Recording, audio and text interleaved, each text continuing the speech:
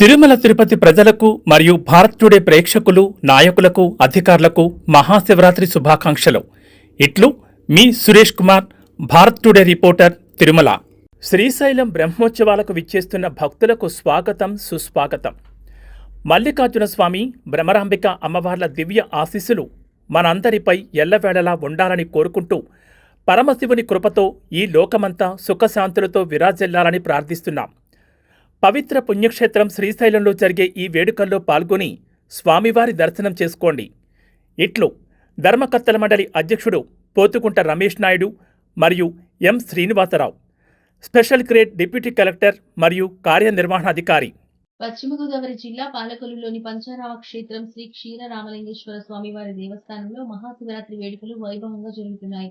తెల్లవారుజామున 4 గంటల నుంచి స్వామివారిని దర్శించుకోవడానికి భక్తులు బారులు తీరారు. శివనామ స్మరణతో ఆలయం మారుమోగింది. హరహర మహాదేవ అంటూ భక్తులు స్వామివారిని దర్శించుకున్నారు. ఈ సందర్భంగా ఆలయ అర్చకులు అనిల్ మాట్లాడుతూ, మధ్యాహ్నం 12 గంటల వరకు విశేష దర్శనాలు, అనంతరం రాత్రి 12 గంటల వరకు అభిషేకాలు, సాయంత్రం 8 గంటలకు జగజ్యోతి, లింగోద్భవ కాలం రాత్రి 12 గంటలకు మల్లన్న పాగా కట్టడం జరుగుతుందని తెలిపారు.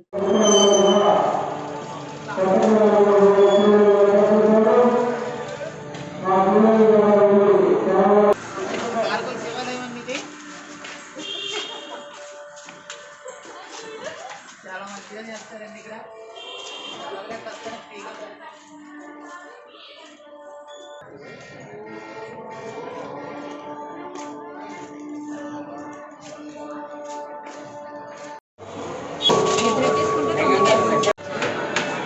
పంచారామ క్షేత్రంలో శిరోభాగంగా పిలువబడేటువంటి శ్రీ క్షీరరామలింగేశ్వర స్వామి దేవస్థానం పాలకులు మన క్షేత్రంలో మహాశివరాత్రి ఉత్సవాలు అత్యంత వైభవపేతంగా ప్రారంభించబడ్డాయి. 12వ తారీఖు నుంచి మనకి 16వ తారీఖు దాకా స్వామివారికి 5 రోజుల పాటు విశేషంగా స్వామివారికి చేసేటువంటి లక్ష బిల్వార్చన కార్యక్రమాలు, అలాగే రుద్రహోమం, శివ కళ్యాణం, ఇటువంటి కార్యక్రమాలన్నీ కూడా మనం చేసి ఉన్నాము. అలాగే ఈరోజు మహాశివరాత్రి తెల్లవారుజామున 3 గంటల దగ్గర నుంచి స్వామివారి దర్శనం కోసం చెప్పేసి భక్తులందరూ కూడా ఎదురు చూస్తూ ఉన్నారు. స్వామివారి యొక్క అనుగ్రహం కోసం భక్తులకి అవకాశం ఇవ్వడం జరిగింది. అలాగే మధ్యాహ్నం 12 గంటల దగ్గర నుంచి రాత్రి లింగోద్భవ కాలం దాకా కూడా స్వామివారికి జరిపించేటువంటి అభిషేకాది కార్యక్రమాలు చేసుకోవడానికి కోసం చెప్పేసి భక్తులకు ఏర్పాటు చేయడం జరిగింది. అలాగే రాత్రి 8:30 స్వామివారి జగజ్యోతి స్వరూపంలో దర్శనం ఇవ్వడం జరుగుతుంది. జగజ్యోతి రాత్రి 8:30 వెలిగించడం జరుగుతుంది. అలాగే రాత్రి లింగోద్భవ కాల సమయంలో స్వామివారికి మల్లన్న పాగా పట్టు వస్త్రాన్ని స్వామివారికి సమర్పణ చేయడం అనేటువంటిది అనాదిగా వచ్చేటువంటి సాంప్రదాయంగా మనకి తెలుస్తూ ఉన్నది.